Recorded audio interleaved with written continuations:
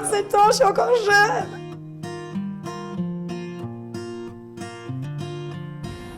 Justine, c'est Claire.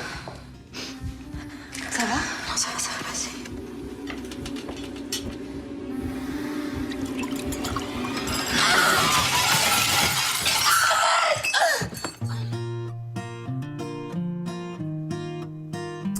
E.T.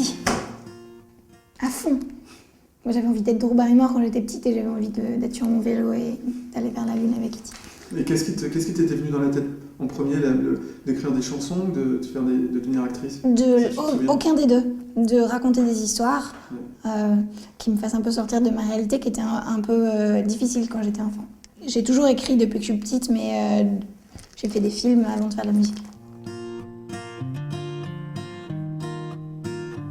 Je crois que c'était une pub pour Belgacom, réalisée par Xavier Giannoli, qui était ma première pub.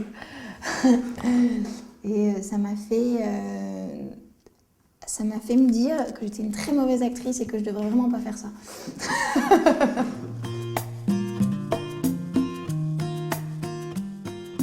Pas trop. J'ai plutôt des amis musiciens. Mais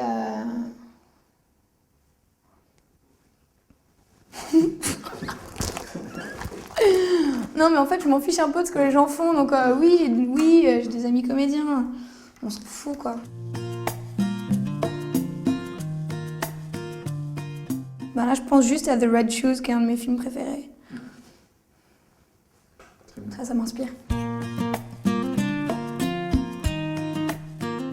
Moi, je suis une musique nerd, donc j'écoute de la musique tout le temps, de toute façon. Après, je fais des playlists différentes toutes les semaines. Augustine, tu l'associes pas, par exemple, le personnage d'Augustine à des chansons spéciales que tu as pas...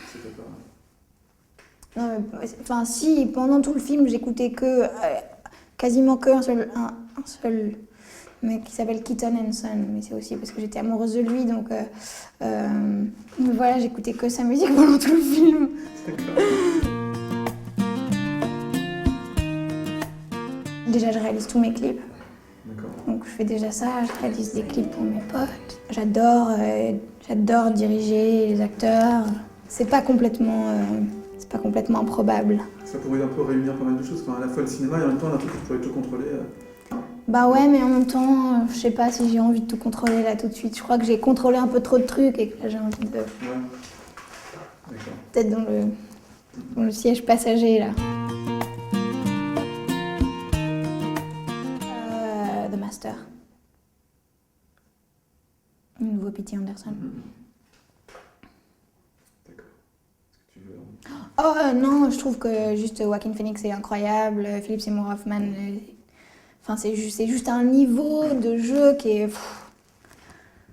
Voilà quoi, c'est genre des grosses claques d'acting pendant tout le film et juste une histoire de ouf. Enfin, moi je l'ai vu le jour de la sortie à New York où genre toutes les séances étaient complètes, du coup c'était hyper frustrant donc je voulais y aller à 10h du matin, après à midi, après à 14h, après à 16h. Du coup, j'étais au screening de minuit où la salle était blindée. C'était assez ouf. Et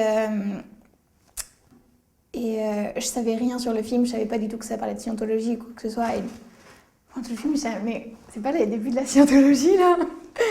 Après, j'étais, oh putain, c'est ouf. Enfin, je sais pas. Non, c'est tout. C'est hyper violent et en même temps, leur relation il y a pas de maître sans élève et il n'y a pas d'élève sans maître. Il n'y a pas de médecin sans patient, il n'y a pas de patient sans médecin. Ouais. Enfin, s'il y a des patients sans médecin, mais c'est un peu triste.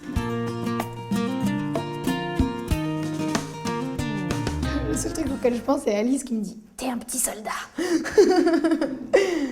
Non, mais juste d'être un peu... Non, mais je pense que les trucs qu'Alice me dit, mais juste d'être forte et de pas me laisser